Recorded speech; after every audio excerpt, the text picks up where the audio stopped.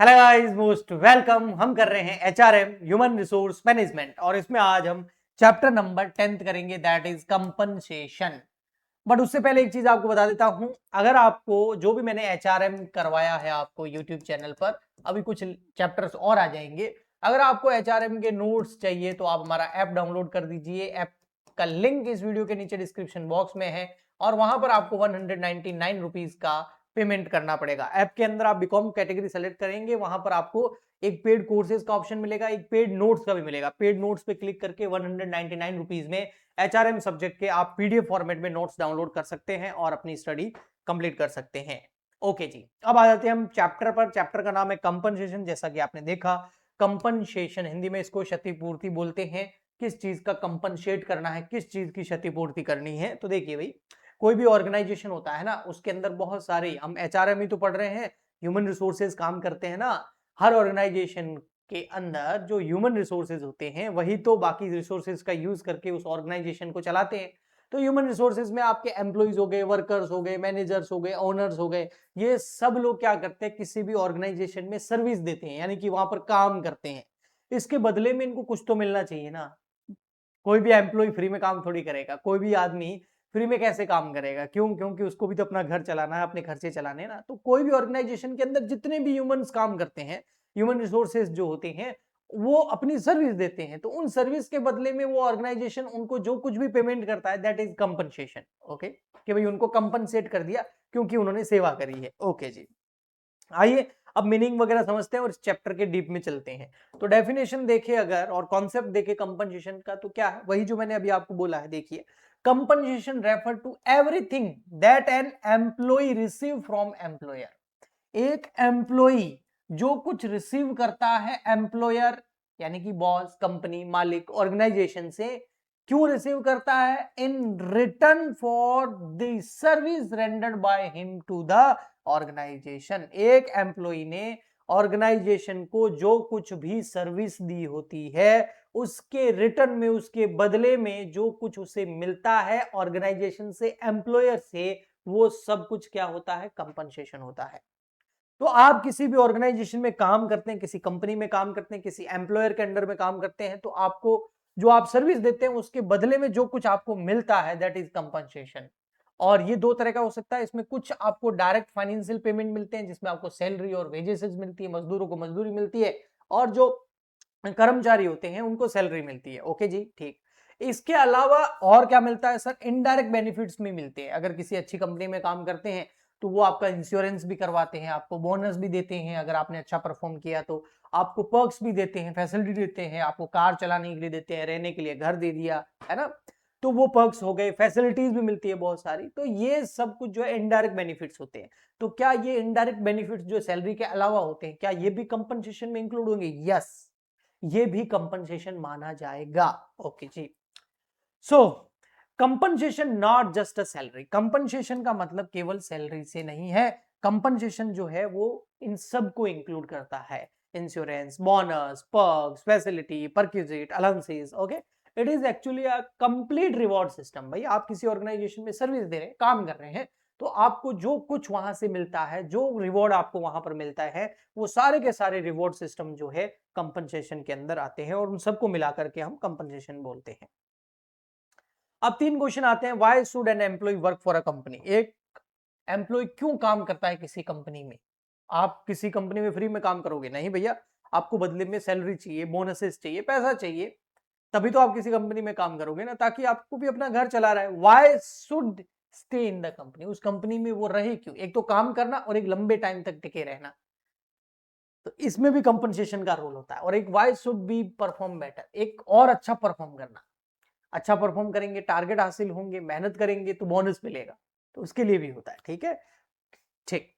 सो compensation जो है वो क्या है? इकोनॉमिक रिवॉर्ड्स तो है ही, सैलरी और वेजेस वगैरह ये तो है ही। इसके अलावा जो साइकोलॉजिकल सेटिस्फेक्शन है वो भी कंपनसेशन के अंदर आता है। घूमने के लिए आपका ना टूर का पूरा पैसा जो है कंपनी ने पे कर दिया, तो ये एक साइकोलॉजिकल सेटिस्फेक्शन है ना। देखो कंपनी हमारे बारे में कितना सोच रही है। Okay, so why compensation is a critical in HRM? HRM के अंदर कंपनसेशन जो है वो क्रिटिकल क्यों होता है? तो देखिए, समझते हैं भाई, एचआरएम जो है बहुत क्रिटिकल क्यों होता है। एचआरएम के अंदर कंपनसेशन क्रिटिकल क्यों होता है? तो फर्स्ट है compensation play a major role in HRM. Okay, क्या है? Talent acquisition. अगर ह्यूमन रिसोर्सेज आपको कैसे चाहिए? टैलेंटेड चाहिए, आपको टैलेंटेड लोग चाहिए, तो आपको अच्छा कंपनसेशन देना पड़ेगा। ओनली सैलरी से कुछ काम नहीं चलेगा, आपको बोनस, पर्क्स वगैरह बहुत कुछ ऑफर करना पड़ेगा, तब जाके टैलेंटेड जो एम्प्लॉइज हैं, स्किल्ड है लोग हैं, वो आपके यहां पर आएंगे। तो अगर आपको टैलेंटेड एक्विजिशन करना है, हायर करना है टैलेंटेड एम्प्लॉइज को, तो company use compensation to attract skilled employees. आप भी कोई एडवर्टाइजमेंट माना रिक्रूटमेंट निकालते हैं तो पढ़ते होंगे ना कि वहां पर सैलरी भी लिखी होती है कि इतनी सैलरी मिलेगी, तो उससे अट्रैक्ट होता है ज्यादा सैलरी, ज्यादा बेनिफिट्स, ज्यादा करियर ग्रोथ आपको जहां मिलती है, वहां पर जो टैलेंटेड ह्यूमंस होते हैं या एम्प्लॉयज होते हैं वो अप्लाई करते हैं। ओके, तो टैलेंटेड, अगर आप टैलेंट एक्विजिशन करना है, अच्छे एम्प्लॉयज हायर करने स्किल वाले, तो आपको एक अच्छा खासा कंपनसेशन का पैकेज देना पड़ेगा। नेक्स्ट, जैसे एक एग्जांपल भी है, कंपनी ए 30,000 रुपए सैलरी देगी सेम काम के लिए, कंपनी बी है 50,000 रुपए की सैलरी प्लस आपका इंश्योरेंस भी करवा के देगी, तो आप कौन सी कंपनी में जाना पसंद करेंगे? बी में, सिंपल सी बात है। ओके, इसके अलावा कंपनसेशन से एक तो टैलेंटेड टैलेंट एक्विजिशन होता है, यानी कि टैलेंटेड लोग आपके पास में आते हैं। सेकंड होता है इंप्रूविंग वर्क परफॉर्मेंस। इंप्रूव क्या होता है? वर्क परफॉर्मेंस इंप्रूव हो जाती है, क्योंकि आप है ना टारगेट सेट करते हैं कि उस टारगेट को जो अचीव करेगा उसको उसके बाद में इतना बोनस मिलेगा, इतना कमीशन मिलेगा, या उसके बाद में उसको ये पर्क्स मिलेंगे। तो है ना, जो वर्क परफॉर्मेंस है एम्प्लॉइज की वो इंप्रूव हो जाती है। Higher compensation motivate employ to perform better. Okay, better performance more rewards, sales employ get bonus for high sales, work harder. Okay, next जो कंपनसेशन से हमें एक फायदा मिलता है ऑर्गेनाइजेशन को, है इंक्रीजिंग जॉब इन्वॉल्वमेंट। यानी कि अच्छा, अगर आप सैलरी बोनस वगैरह देते हैं तो एम्प्लॉय जो है ना अच्छा फील, कनेक्टेड फील करता है, और फिर वो उसके बाद ऑर्गेनाइजेशन के अंदर अच्छे से पूरा मन लगा के काम करता है, वो जॉब में अपने काम में इन्वॉल्व हो जाता है, डेडिकेटेड होकर काम करता है। नेक्स्ट है रिटेंशन ऑफ एम्प्लॉय। ये बहुत इंपॉर्टेंट है, इसके लिए तो बहुत सारे कंपनीज जो है ऐसी कंपनसेशन के अंदर बहुत सारी ऐसी पॉलिसीज वगैरह निकालती है, कंपनसेशन पॉलिसीज, ताकि जो हमारे पुराने एम्प्लॉय है, एक्सपीरियंस्ड एम्प्लॉय है, की मैन है, वो छोड़ के ना जाए, वो ऑर्गेनाइजेशन के अंदर काम करते रहे। इसके लिए इसॉप वगैरह, ये पर्क्स, रहने के लिए घर, चलाने के लिए कार, घूमने का पूरा खर्चा कंपनी उठाती है, तो एम्प्लॉयज को ऐसा फील कराती है कि वो वहां पर रुका रहता है। दैट इज जॉब रिटेंशन, यानी कि एम्प्लॉय छोड़ करके हमारे कॉम्पिटिटर के पास में नहीं जाता है। Good compensation reduce employ turnover, employ छोड़ के नहीं जाएंगे, वो आपके ऑर्गेनाइजेशन में टिके रहेंगे। Employ stay in company because salary good है और बेनिफिट जो है वो क्या है? अट्रैक्टिव है। ओके जी, अब पढ़ते हैं सर ये जो कंपनसेशन है इसके कंपोनेंट्स क्या है, इसके पार्ट्स क्या है। ठीक है भाई, कंपनसेशन के अंदर क्या क्या होता है? तो देखो, सैलरी और वेजेस तो होते हैं, ये तो बेसिक पे होता है ना, फिक्स अमाउंट होता है कि भाई इतना तो आपको रेगुलर बेसिस पर मंथली मिलेगा ही मिलेगा, that is salary and wages. ये कंपनसेशन का एक कंपोनेंट हो गया।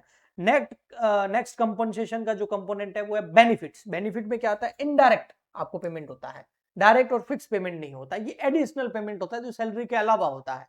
ओके, इससे एम्प्लॉय क्या होता है? सेटिस्फाइड होता है, लॉयल रहता है। जैसे जैसे आपने एम्प्लॉय का मेडिकल इंश्योरेंस करवा दिया, यानी कि उसको कभी भी कोई भी बीमारी होती है तो उसके पास मेडिकल इंश्योरेंस है, उसको जेब से पैसा खर्च करना नहीं पड़ेगा। आपने उसके लिए पेंशन स्कीम कर दी, भाई वो जब भी रिटायर होगा तो उसको पेंशन मिलेगी। पेड लीव कर दी, यानी कि अगर कोई एम्प्लॉय छुट्टी नहीं लेता है तो भी उसको आप सैलरी देंगे। नेक्स्ट आता है आपका इंसेंटिव। पेड लीव के बाद में नेक्स्ट आपका आता है इंसेंटिव, ये भी एक कंपनसेशन का कंपोनेंट है। इंसेंटिव क्या होता है? परफॉर्मेंस बेस्ड पे। देखो, इंसेंटिव जो होते हैं ना, हमेशा ध्यान रखना, परफॉर्मेंस के ऊपर बेस्ड होते हैं। अगर कोई एम्प्लॉय बहुत अच्छा परफॉर्म करेगा, टारगेट को अचीव करेगा, तो उसको इतना बोनस मिलेगा, इतना कमीशन मिलेगा, है ना, उसको ये फैसिलिटीज मिलेगी, जो उस टारगेट को अचीव करेगा या उस लेवल का काम करेगा, या वो जो स्टैंडर्ड्स हमने डिसाइड कर रखे हैं उससे ऊपर जाएगा। जो नहीं जाएगा उसको नहीं मिलेगा, तो ये परफॉर्मेंस बेस्ड होते हैं। Okay, incentive are reward given on based on performance, जो हमने प्रीवियस चैप्टर किया था ना, परफॉर्मेंस अप्रेजल, उसके जरिए हम इस इंसेंटिव प्रोवाइड करते हैं परफॉर्मेंस का मेजरमेंट करके। Pay for performance. Okay, sales employ get commission for achieving target, कि भाई अगर 10 लाख रुपए की सेल करोगे या उससे ऊपर जाओगे तो आपको आपकी सैलरी के अलावा 10% बोनस मिलेगा। Okay, that. नेक्स्ट आते हैं परक्विजिट्स। ये पर्क्स होते हैं, ये फैसिलिटीज होती है एक तरीके से, extra facilities provided to employees, जो हर किसी को नहीं मिलती है, जो अच्छा परफॉर्म करते हैं उनको मिलती है। जैसे कंपनी की कार मिल गई, फ्री में खाना मिल गया, रहने के लिए फ्री में घर मिल गया, तो कितना कुछ खर्चा एम्प्लॉय का बच जाता है। ओके, नेक्स्ट आता है हमारा कंपोनेंट्स के बाद में कंपनसेशन पॉलिसी। हर ऑर्गेनाइजेशन के अंदर एक कंपनसेशन पॉलिसी होनी चाहिए, जिस पॉलिसी के बेसिस पर सारे इंसेंटिव बेनिफिट्स वगैरह डिसाइड किए जाते हैं, किसको बोनस मिलेगा, कैसा परफॉर्म करने पर क्या मिलेगा, किस लेवल पर जाने पर क्या मिलेगा, ये सब कुछ उस पॉलिसी के अंदर लिखा हुआ होना चाहिए, ताकि एम्प्लॉय को भी भरोसा रहे भाई हाँ ये है सब, ये करूंगा तो ये मिलेगा, तो किसी प्रकार का कोई कंफ्यूजन नहीं रहता है। Okay, so compensation policy is a structured plan that define how salary incentive and benefits are given and on organization के अंदर किस लेवल की सैलरी किसको मिलेगी, कब मिलेगी, कैसा परफॉर्मेंस करने पर क्या इंसेंटिव मिलेगा, बहुत अच्छा परफॉर्मेंस करने पर क्या बेनिफिट्स मिलेंगे, वो सब कुछ इस पॉलिसी के अंदर लिखा होता है। जिससे क्या होता है कि जो कंपनसेशन पॉलिसी है ना, उससे क्या फेयरनेस आ जाती है, कोई मतलब इसमें फ्रॉड वगैरह होने की चांसेस नहीं रहते, कंसिस्टेंसी रहती है, ट्रांसपेरेंसी रहती है, भाई ये है, ये करोगे ये मिलेगा। अगर कंपनसेशन पॉलिसी नहीं बनी हो तो बहुत प्रॉब्लम हो जाती है। ओके, और फिर आता है हमारा ये जो कंपनसेशन पॉलिसी है ना, इस कंपनसेशन पॉलिसी के अंदर link of compensation with other HR function.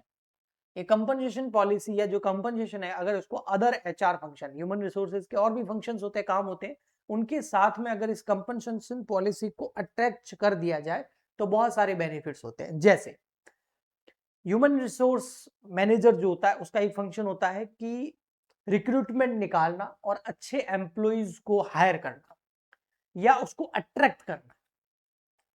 भाई रिक्रूटमेंट इस तरीके से निकालना कि अच्छे अच्छे एम्प्लॉइज जो है, अच्छे अच्छे कैंडिडेट जो हैं, जिनके पास बहुत अच्छी स्किल है, वो आपके ऑर्गेनाइजेशन में अप्लाई करें। तो वो अट्रैक्ट कैसे करोगे, उसमें आपको कंपनसेशन का सहारा लेना पड़ेगा। आपको रिक्रूटमेंट के अंदर बताना पड़ेगा अगर इस लेवल का बंदा इतना एक्सपीरियंस ये क्वालिफिकेशन का हमारे यहाँ अप्लाई करता तो उसको इतनी सैलरी मिलेगी, इसके अलावा ये पर्क्स मिलेंगे, बोनसेस मिलेंगे, ये फैसिलिटीज मिलेगी, वो सब कुछ बताना पड़ेगा। इससे क्या होगा, अट्रैक्ट होगा टैलेंटेड जो स्किल वाले पर्सन है, वो आपके कैंडिडेट जो है वो अट्रैक्ट होंगे और अप्लाई करेंगे। तो एचआर फंक्शन जो जितने भी हैं उनके साथ कंपनसेशन का बहुत यूज किया जाता है। जैसे फर्स्ट रिक्रूटमेंट पॉलिसी जिसका मैंने आपको एग्जांपल दिया, better compensation attract better candidate. तो रिक्रूटमेंट पॉलिसी जो है ये एचआर का फंक्शन है, एक रिक्रूटमेंट निकालना है ना, भर्तियां निकालना, तो उसके साथ कंपनसेशन को मिला दिया जाए तो फायदा होता है। और परफॉर्मेंस मैनेजमेंट, परफॉर्मेंस अप्रेजल जो है ना, जो डिसाइड करते हैं, हम प्रीवियस लेक्चर में भी पढ़ा था हमने, तो उसके साथ भी कंपनसेशन को दिखाया जाता है कि ऐसा परफॉर्म करोगे तो ये मिलेगा आपको, तो कंपनसेशन उसके साथ दिखा दिया, तो परफॉर्मेंस अच्छा करेंगे आपके जो है एम्प्लॉइज या workers. Talent management, compensation help retain skilled employees. जो स्किल्ड एम्प्लॉइज हैं उनको रोक के रखने का एक तरीका कंपनसेशन भी है कि भैया आपके जो है, आप 4 साल काम कर लिए हैं हमारे यहाँ पर, 1 साल और 5 साल कंप्लीट कर लेते हैं तो आपको कंपनी के फ्री में शेयर्स मिलेंगे या सस्ते में शेयर्स मिलेंगे, जिसको ईसॉप बोलते हैं, एम्प्लॉय स्टॉक ऑप्शन प्लान। या 5 साल पूरे कर लेते हैं, आपका प्रमोशन हो जाएगा, आपकी सैलरी बढ़ जाएगी। ओके, तो ये कंपनसेशन के जरिए जो टैलेंटेड एम्प्लॉइज होते हैं उनको रोक के रखने का तरीका होता है, ताकि वो कंपनी छोड़ के कहीं और ज्वाइन ना कर ले। कॉर्पोरेट कल्चर, बिल्कुल फेयर पे, create positive work culture. Okay, next आता हमारा principle of modern compensation policy. आज की जो मॉडर्न कंपनसेशन पॉलिसीज है उसके क्या प्रिंसिपल्स है। तो आज की जो मॉडर्न कंपनसेशन जो पॉलिसीज होती है, वो उसका फर्स्ट प्रिंसिपल ये है कि वो एंगेजिंग होनी चाहिए, यानी कि एम्प्लॉय शुड फील इन्वॉल्व्ड, उनको लगना चाहिए हाँ हम इस कंपनसेशन पॉलिसी के अंदर इन्वॉल्व है, यानी कि जैसे परफॉर्मेंस बेस्ड पे होना चाहिए कि भैया आप इस लेवल का परफॉर्म करोगे तो ये मिलेगा, तो वो एंगेज्ड कहलाते हैं, वो अच्छे से परफॉर्म करते हैं, उनको पता है ये करेंगे तो ये एक्स्ट्रा मिलेगा हमको। नेक्स्ट है आपका सेल्फ एक्सप्लेनेटरी होनी चाहिए, यानी कि आपकी जो कंपनसेशन पॉलिसी है ना वो इतनी इजी होनी चाहिए, वो बिल्कुल इजी टू अंडरस्टैंड होनी चाहिए, एम्प्लॉय उसको आराम से पढ़ के समझ सके। फ्रीडम टू एक्ट, फ्लेक्सिबिलिटी होनी चाहिए कंपनसेशन डिसीजंस के अंदर, सिंपल लैंग्वेज होनी चाहिए ताकि आराम से समझा जा सके, क्लियर गाइडलाइंस होनी चाहिए, कोई कंफ्यूजन नहीं होना चाहिए पेमेंट सिस्टम के अंदर, और अपीलिंग प्रोसीजर भी होना चाहिए, attracting enough to motivate employees. भाई आप अपील भी कर सकते हो कि भाई मैंने ऐसा किया, मुझे क्यों नहीं मिला। ओके, नेक्स्ट आता हमारा कंपनसेशन मैनेजमेंट प्रोसेस, जिसको आप शॉर्ट में CMP भी बोल सकते हैं। क्या है? Compensation management process. ओके, तो कंपनसेशन मैनेजमेंट का भी एक प्रोसेस है भाई, कंपनसेशन को मैनेज करना ना, तो उसका एक प्रोसेस है। उसमें सबसे फर्स्ट क्या है? बिजनेस स्ट्रेटेजी देखो आपकी, भाई आप क्या करना चाहते हो, आपकी बिजनेस के गोल क्या है, उस बेसिस पे आप डिसाइड करोगे ना कि कितना कंपनसेट करना है, किस लेवल के एम्प्लॉय चाहिए, क्या जॉब डिस्क्रिप्शन है, क्या जॉब स्पेसिफिकेशन है, वो सब कुछ होगा ना। तो सबसे पहले तो भाई बिजनेस की स्ट्रेटेजी क्या है, आपको अगले साल क्या करना है, आपके ऑर्गेनाइजेशन में क्या चाहिए, आपको ग्रोथ चाहिए यानी आपकी सेल जो उसको डबल करना है, एक्सपांसन चाहिए यानी कि एक और फैक्ट्री कहीं लगानी है, नेशनल से इंटरनेशनल लेवल पे ले जाना है, स्टेट से नेशनल लेवल पे ले जाना है, एक सिटी से अदर सिटी में ले जाना है बिजनेस को, क्या करना है आपको। तो वो जो सबसे पहले तो ये बिजनेस स्ट्रेटेजी क्या है, ये सबसे पहले डिसाइड की जाती है कंपनसेशन मैनेजमेंट प्रोसेस के अंदर। सेकंड नंबर फिर HR स्ट्रेटेजी तैयार की जाती है। अब जो आपके बिजनेस की स्ट्रेटेजी है कि आपको फैक्ट्री नहीं लगानी है या एक्सपांसन करना है, उस बेसिस पर जो HR है, HR डिपार्टमेंट है, ह्यूमन रिसोर्स डिपार्टमेंट है, वो ये तय करेगा कि भाई जो हमको नई फैक्ट्री खोलनी है या एक्सपांसन करना है तो उसके लिए कितने नंबर ऑफ एम्प्लॉइज चाहिए, कौन सी स्किल वाले एम्प्लॉइज चाहिए। थर्ड स्टेप के अंदर कंपनसेशन मैनेजमेंट प्रोसेस के अंदर कंपनसेशन पॉलिसी फिर बनाई जाती है, डिसाइड की जाती है सैलरी स्ट्रक्चर वगैरह, ठीक है, और वो भी विद इन कंपनी की पेइंग कैपेसिटी। ऐसा नहीं है कि अच्छा टैलेंट एक्वायर करने के चक्कर में आप अपनी पेइंग कैपेसिटी से ऊपर बढ़ करके कंपनसेट करने लग जाओ, आपका बिजनेस चल ही नहीं पाएगा। ओके, फिर उसके बाद में कंपनसेशन सैलरी स्ट्रक्चर डिसाइड करने के बाद जॉब इवैल्यूएशन किया जाता है, एनालिसिस किया जाता है, जिसमें जॉब डिस्क्रिप्शन वगैरह सब तैयार किए जाते हैं और उस बेसिस पर एम्प्लॉइज को हायर करना स्टार्ट कर दिया जाता है। फिर डिजाइन किया जाता है और प्लान को इंप्लीमेंट किया जाता है और सैलरी स्ट्रक्चर पूरा तैयार हो जाता है। उसके बाद एवोल्यूशन और रिव्यू किया जाता है, चेक किया जाता है कि कंपनसेशन पॉलिसी जो आपने बनाई है वो इफेक्टिव है या नहीं। तो ये सब कुछ चेक करना कंपनसेशन मैनेजमेंट प्रोसेस के अंदर आता है।